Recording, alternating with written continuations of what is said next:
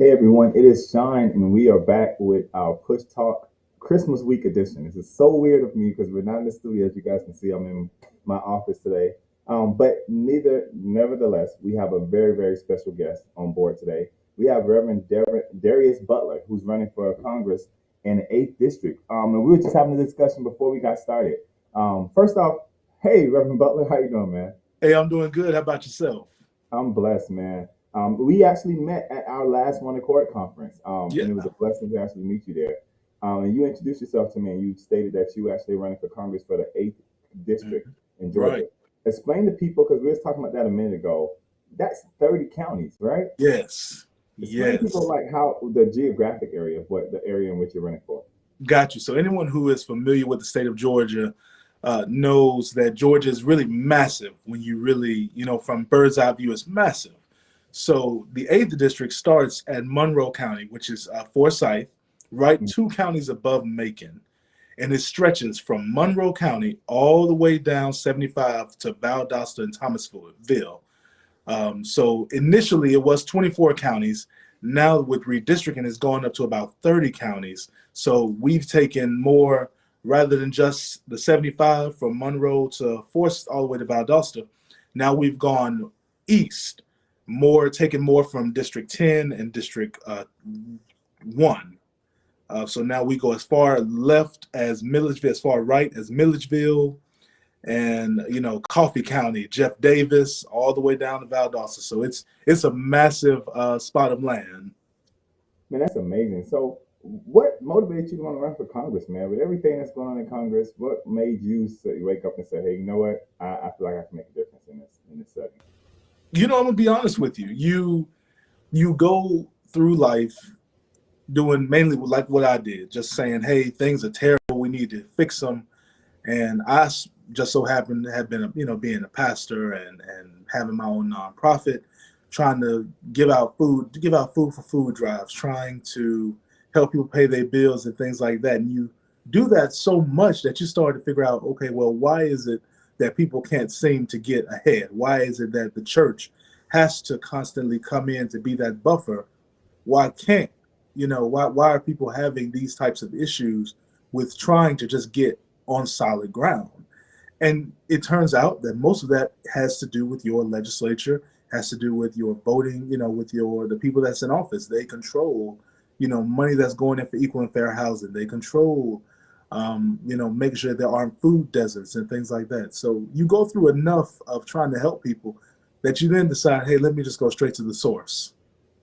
One of the things that I find amazing, I remember having someone who's running for agriculture secretary on our podcast, and he was talking about how in some of these rural areas, which based upon what you're saying about geographic area, Mhm. these are rural areas, right? How the only grocery store they have is a Dollar General. They Yes. don't have a Publix. They don't have a wall. They don't have a Publix or a Kroger or anything like that. The only place they know to get groceries from is a Walgreens, and I know that Senator Warnock has been working on farming issues as well as Senator Ossoff. What are some of the things that, from a congressional standpoint, you could do to make an impact there? Well, the one thing is having partnerships with our agriculture secretaries, having partners with our secretaries when it comes to, like I said, agriculture, labor, to say, hey, let's make sure that we have options for people to be down here. Like you just said, most people, their grocery store is Dollar Generals, the Walgreens. In my hometown of Hawkinsville, Georgia, the grocery store was Harvey's. Now it's a Little Giants, but that's the only grocery store in the whole town. So it Wow. is partnering with these agriculture, it's partnering with the Secretary of Agriculture, it's partnering with our governors, making sure that there's money going into rural, investment, ensuring that people have opportunities to get better food. We talk so much about saying, oh, we want people to be healthy, oh, we want people to have every opportunity, yet most people don't have access to the Whole Foods, the Walmarts. They don't have access to the all organic sections. So just being able to put more of an option for people, having Kroger's or Walmart's, the marketplaces, food depots, things like that, just something to give people other options. one that will fight with the inflation costs to make sure that the cost of those foods go down, because there's actually going to be some type of people have to challenge the prices. So one store, because they are the only store in the community, won't have sky high prices. It ensures that the prices tend to go down, and it ensures that people have options to get healthier foods. So I was just talking earlier today. One of the things that has impacted your area tremendously is hospitals being closed, Yeah, right? Um, Tell us about that. Like, so what happened? So COVID came in, yeah. and the point where we needed hospitals the most. Um, Exactly. And even pre-COVID, the state of Georgia lost in total 10 hospitals. I don't know if you remember a couple of years back when there was the whole, let's save Grady Hospital, let's save Grady, Atlanta can't live without Grady. Well, from then to now, we've lost 10 hospitals in the state of Georgia. In my district alone, we've lost three. So what that means is that you have people living in, say, for example, Bleckley County, who have to drive from Bleckley to Macon, which can be a 30-minute to an hour drive on back roads. Now, let's just say if you are having a heart attack and you have to make a 30 to an hour drive, that's life and death. So we've lost hospitals not only because of COVID, but because the fact that our governor refuses to accept the federal funding that has been allocated due to the Affordable Care Act. And now that's been almost 10 years now that mhm. Georgia has refused to take all of the federal funding that has been allocated to it. It's ridiculous. So one of the things that I know that you said that one of the big initiatives you have is hospitals. What are some of the things from a congressional standpoint that you guys can do to make sure that we're securing these hospitals, to make sure people have someplace to go? Yeah, well, the one thing that we can do is not only make the money accessible for our states, but to make sure that it's mandatory that the states take it, making sure that the states actually do what they need to do to take the money. We have the option right now where the governor can say, approve or deny. We'll take the money, we won't take the money. And if they do take the money, just as so many states have taken COVID aid and put it, I think Alabama, for example, took COVID aid and put it towards building new jails, ensuring that the money that is allocated to the state for federal funding, for We lost you on your sound for a second. I'm sorry.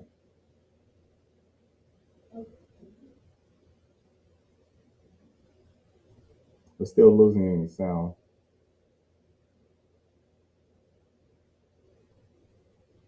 Can't hear you.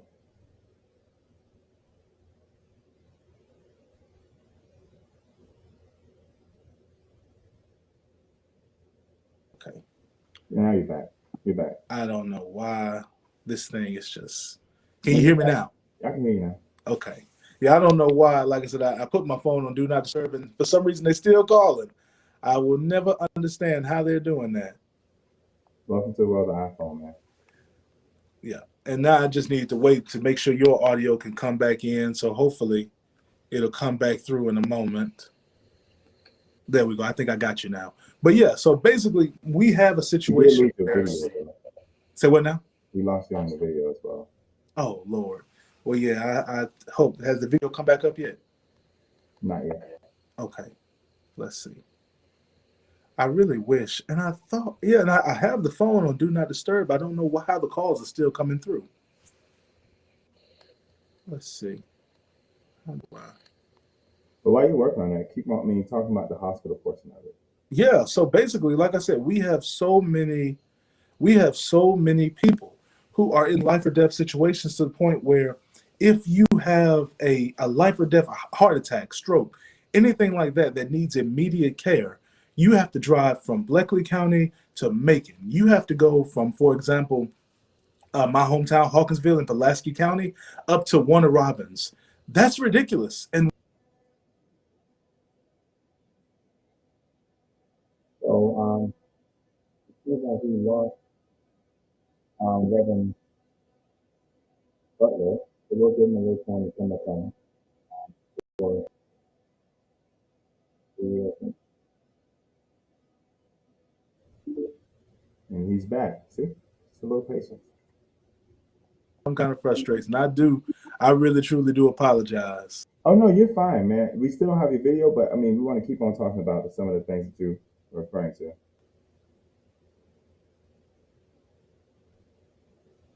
I see you now. I don't hear you no more. I can't hear you now. Mm-mm.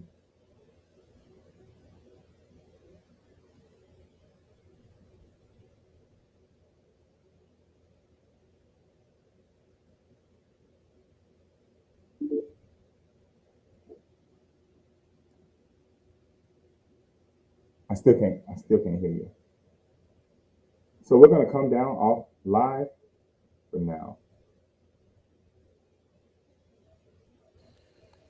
Okay. Can Now, you now hear you're me? back. Yeah, now you're back. So we'll keep Okay. going live. We're still live, so we're not gonna stop. And Okay. everybody just bear with us. This is technology, the new age in which we do Yeah. everything virtually.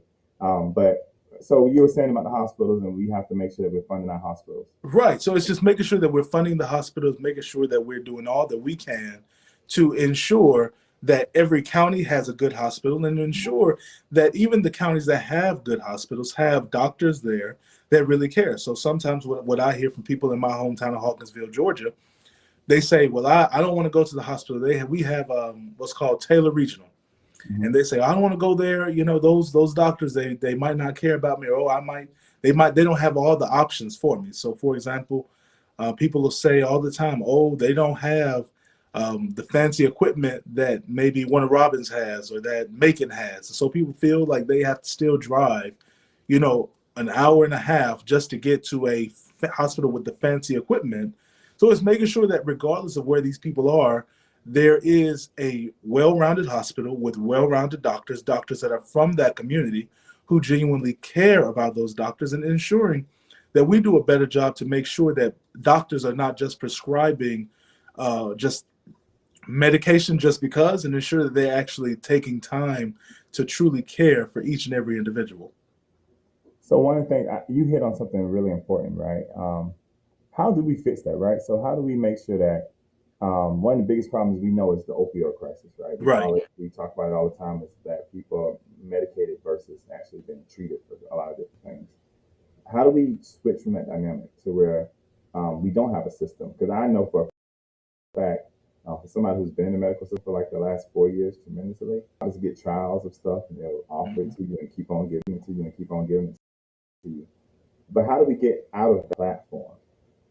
Well, for one, I think getting out of the how, for example, like for example, how most medical professionals are tied into the pharmaceutical companies. So where pharmaceutical companies are sending, their financing doctors and hospitals when they give out certain types of medications. I Mm-hmm. think the one thing is going to be deprivatizing these types of institutions, ensuring that doctors are giving medication because it's actually the right medication to have, and not just simply because the pharmaceutical companies are giving them a subsidy for that. So I think the biggest thing is going to be creating a more fair and a more just medical system. So ensuring that these pharmaceutical companies are not acting as the doctor, actually providing the doctors with the opportunity to take on the mantle, taking out the secondhand intervention when it comes to your insurance companies.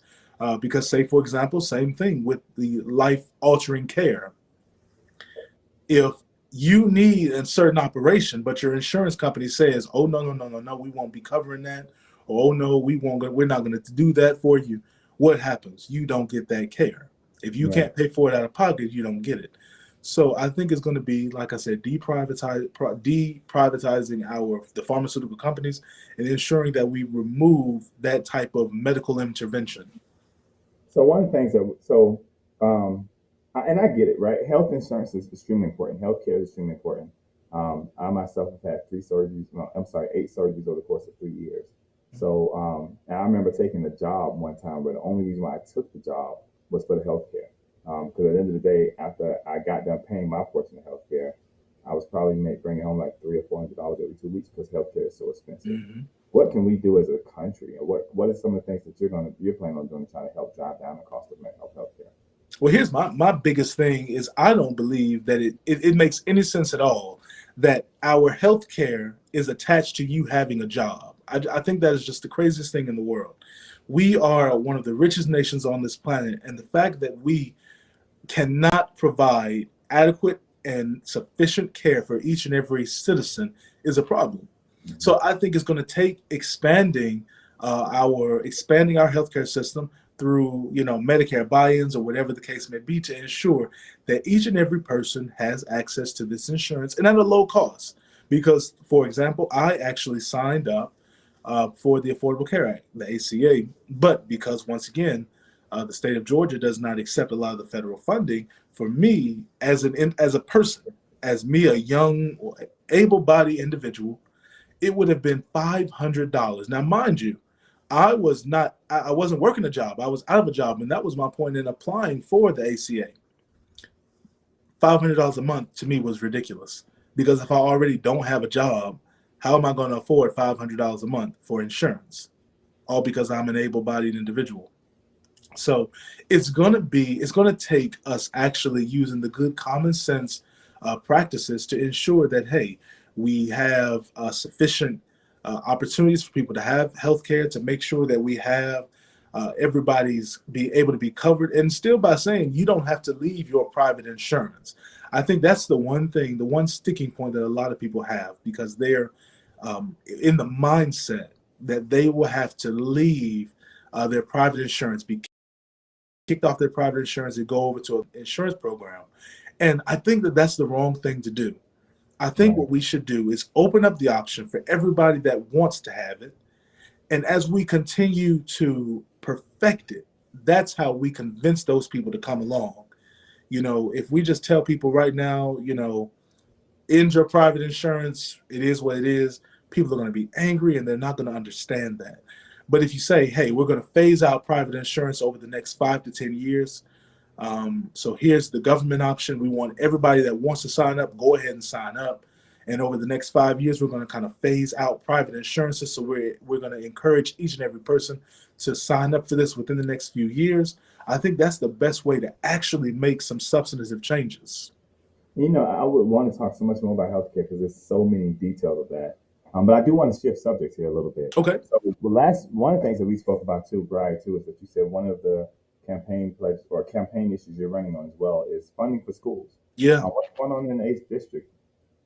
I'm gonna be honest with you, man. If you really think about once you get outside of the metro Atlanta area, you have well, let's even go back further than that. The way that our schools are funded right now through property taxes. Okay, so when you look at schools being funded through property taxes, we look at even in the metro Atlanta area, schools in a lower net worth community have less funding, of course. Well, as we go further south and outside of the Beltway and outside of 285, you end up in a situation where those kids who are, say, in rural Georgia, where maybe property taxes might be $100 or $200, where there's one or two high schools and it's a lower income. The average household income might be $20,000-$30,000 a year. Well, why is it that those kids don't deserve the exact same quality of education? Why is it that think for example, when we saw COVID, when COVID hit and so many kids were sent home to do their virtual learning down in Warner Robins in Macon, because of the vast internet deserts where there's not the Wi-Fi, there's no 5G towers, where you start to get into a lot of those dead spots. Kids had to go where they had to bring, school buses down to the middle of the road to try to provide Wi-Fi for houses. Oh, wow. That those types of things are ridiculous a when you have the capability to do better, when you have the option to do better. So my thing is one, decoupling our education system with property taxes, because to me, no matter what zip code you're in, every Georgia child deserves the exact same quality of education. So one of the things that's really important is that we've been talking about recently a lot about education, about minorities as well, Mhm. and the rates in which you're suspended. And we actually picked up a mantle talking about African Americans are disproportionately the lower enrollment in all these counties, but Right. the higher suspension and expulsions in all these counties. Correct.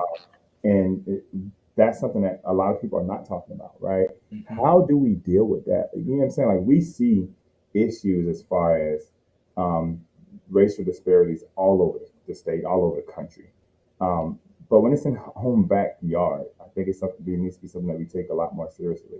What are some of the things that you think, from a congressional standpoint, we can do to make sure that we're not disproportionately suspending or expelling African Americans or any other minority Yeah. at a higher rate than anybody else? Yeah, well, for one, ensuring that the guidance counselors, the principals, vice principals, all of them, that it's a diverse staff. That's number Right. one. Diversity in the staff, and ensuring that outside of school, that these kids have something to do, they have something to look forward to. The one thing that we know is idle hands do some of the worst work. Hmm. So when you have communities that don't have, for me, museums. Now, I know I'm a special breed, but when you have communities that don't have museums, a lot of the after-school programs, there's not much for them to do. You end up having more kids be just all over the place. You have more kids just being in those situations, those bad, tough situations. So I think that's number one, diversity, and then having something for the kids to do outside of school and something to kind of keep their minds together. You know, one thing I Oh, go remember, ahead. and I think we're around the same age. I think we're around the same age. I'm not I sure. think so. Yeah. But when I grew up in Florida, like when you got suspended from school, and I say this all the time, you didn't go home. It was not a home trip for you. They sent you to like the local church, and there was a program at the church that still allowed you to be able to get your education, still allowed Hmm. you to do your schoolwork, but at the same time you were not on campus. And it's Exactly. still you still had to be there the same amount of time that you would be there in school. I think the village to raise a child metaphor has been taken out so much that Yeah. now we don't even know how. I don't think we know how to get back to that. You're And right. I think it's going to be extremely difficult. But one of the things too, you brought this up earlier today, and I'm going to bring up two different subjects when I talk about Okay. it. So you brought up that you're one of your platforms is to fight inflation, right? You Right. kind of remind me of somebody who's on the Senate side who has a D next to his name, Senator Joe Manchin, Right. his argument has been that the reason why he's not going to support the Build Back Better program is because of the fact that it will continue to inflate Hmm. um, inflate the economy. So, from a standpoint from the eighth district, how has inflation affected the eighth district? First off, and then also, what do you feel about? How do you feel about the Build Back Better plan? Do you feel like it's something that needs to be passed? Do you think that it will make a difference as far as raising inflation and affecting the community in which you're looking to serve? Yeah. Well, let me take the latter first. Um, I think the Build Back Better plan is a phenomenal plan. I think it is a necessity for our growth and our success. You know, free preschool, family leave, things like these make a world of a difference, especially when you are in a rural community, when you are already kind of behind the barrel, when financially speaking, you don't have the access to the 40, 50, 60, 70, $80,000 jobs.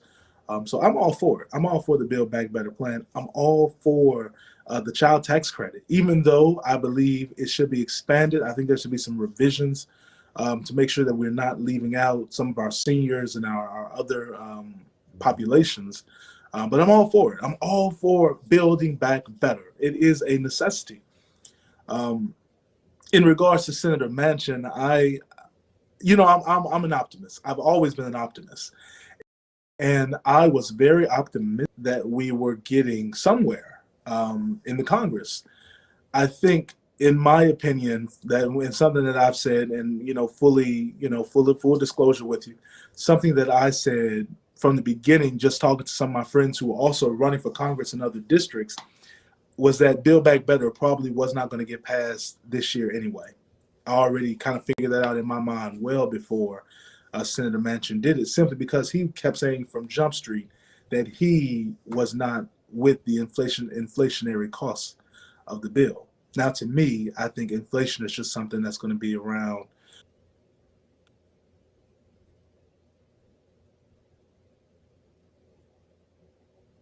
Yeah, I know. Good Now golly. you back. I tell you, they keep calling me. I don't know why they won't leave me alone. The point of the They matter love is, you, I man. think that when it comes to the building back better, um, I think we've got to do a better job of one, putting forth a realistic plan. And two, when it comes to the Democratic Party, I genuinely felt that what we need to do is we need to focus on voting rights. We need to make sure that we come out and we expand our totals in the House and the Senate, because a 50-50 Senate is not, it's just not the equation for success. You know, when you have where 1 to 2 senators can hold up a whole deal, that's when you have to say, okay, let's focus on what's going to help us expand this out. So I think we should not have jumped on building back better initially. We should have said, okay, let's focus on voting rights. Let's make sure that we can do some of the small things, criminal justice reform. Let's make sure that we mobilize the Democratic base so that way in 2022 we can expand the margins in the House, and we can expand the margin in the Senate by getting different people elected, like Val Demings, Malcolm Kenyatta, Charles Booker. You know, let's expand our margin, because right now, as it stands, Senator Joe Manchin, he has the veto. He has veto power right now, and I think that us having any type of inkling that, you know, Joe Manchin's going to go with the Democratic Party, he's going to stand with the party wholeheartedly, it's just unrealistic. And I think back to, I Oh think I wait, I'm watched trying that to. For interview. some reason, I can't hear you now. Give me a moment. I can't hear you. I want to make sure I can. Want to make sure I can get you.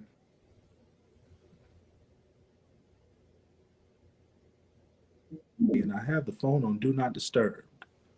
Can you hear me now? Okay. Okay. So I don't Can you know hear me? if you can hear me or not, I can hear you. but I Can you can't not hear you. And it's because they keep calling me. They keep blowing me up. I guess they really want to talk to me. um, I'm trying to see if there's a way for me to Yeah, no, I can't hear you. at all. Um, and I'm trying to figure out why. Let's see if I think if I go back. Okay, there we go. That's it. Okay. So one of the things too that's really important is that we talk about inflation, we talk about Build Back Better. Right. Um, I think I seen last week Charlemagne interviewed Senate, or I'm sorry, Vice President Right. Kamala Harris, and it got kind of nippy at the end because he asked her a Yes. question. He asked her a question, and it was a legit question for a lot of people. Who's the president of the United States? Is it Joe Biden or is it Joe Manchin? But I mean, we have so much more I want to talk about, but we have a short amount of time. One of the things I do want to bring up is that people now feel like Congress is broken. Yeah. They don't feel like Congress is hearing them. They don't feel like the people in Congress really care about their table, what we call table issues, right? Right. What can you do if they elect you in the 8th district? What can you do to help bring some form of working together to Congress, some form of collaboration to Congress, some form of letting people know that we're still here and we're still fighting for you?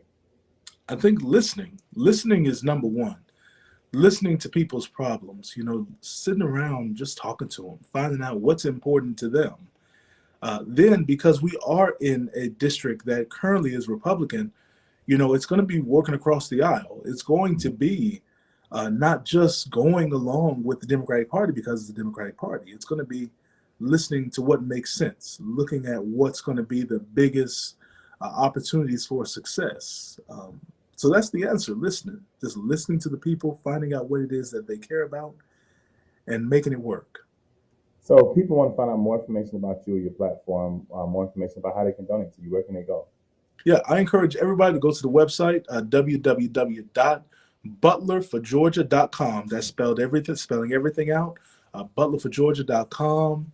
I recommend people read the platform, you know, look at some of the policies. And if you feel like, hey, I can get behind this, I support this, then make a donation. And one last thing I'm going to ask you is, you tell everybody, because we're posting this now, your Butler for Georgia on the very bottom. You tell everybody now in the next 10 seconds That's right. why Butler, why do they need to send Reverend Butler to DC? Because I actually care. You know, that's the answer I can give you, because I genuinely do care about your life and what happens to you. Man, it has been a pleasure talking to you today. It's been a pleasure meeting you. We have so much more work to do, and I know that we talked about things as far as criminal justice reform. Those are some of the things on your platform. I recommend everybody go to his website, www, and it's on the very bottom, butlerforgeorgia.com. Check out his website, see what he's all about. And man, I wish you much luck. I have Thank no, I tell people all the time, I don't envy people who are running for office. Definitely in 2022. It's going to be you. an interesting year. We just got to make sure that we get everybody out who are registered to vote. And if you're not registered to vote, please, please, please go to sos.ga.gov, register. And if you don't know whether you're registered, please check them out. Go to the website because it's important for all of us that Mhm. everybody's registered to vote and everybody exercises their constitutional right to vote. Mr. Butler, thank you so much for joining us today. We Yeah. appreciate you. We appreciate your time. And we look forward to talking to you again. And for everybody who's joining in today, this is our last podcast for the week. We're all going to be kicking off our Christmas break starting tomorrow, hypothetically.